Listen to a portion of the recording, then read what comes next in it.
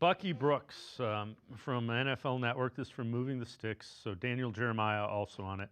On if the Browns should take a quarterback in the 2026 NFL Draft. I think the Browns, after they do their due diligence on the 2026 class, I think the first thing they got to do is they got to make a decision. Is anybody in that class worthy of using the capital that they've stockpiled at quarterback for a quarterback? Because if not, if they just pour those assets into other parts of the team and do what we've talked about doing, wait to 2027 and drop the quarterback in when you have a better overall team, that to me would be the more sensible plan, regardless of whether it's Shador or Dylan Gabriel or whoever is the quarterback.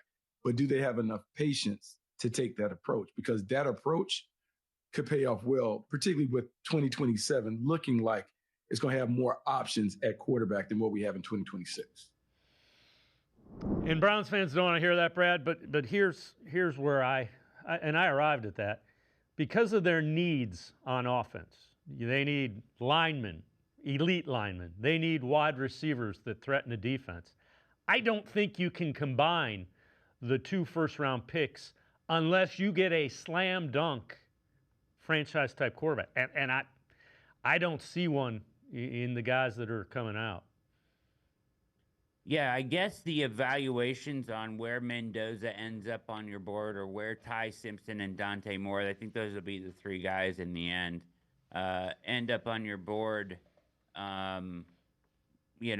comparatively to other years, right? Like where you have them, is this really your franchise guy? Because if it is, it doesn't really matter what you pay for him. You just get him.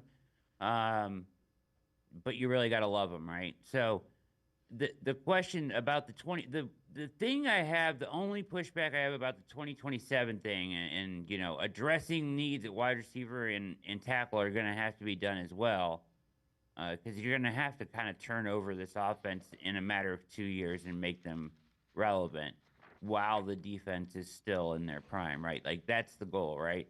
And the question is, in 2027, are you in an opportunity like you're going to be this year to be able to get up high enough in the draft to get one of those guys, right?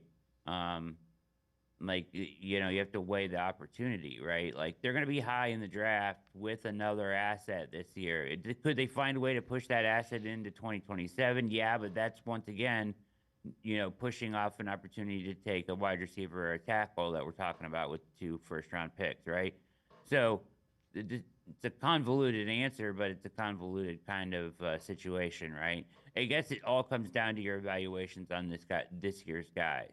And if you don't love one, yeah, then wait a year. That's fine.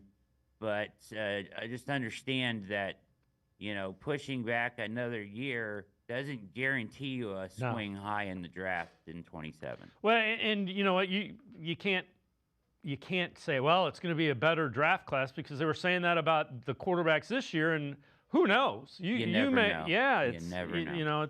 It hadn't been great.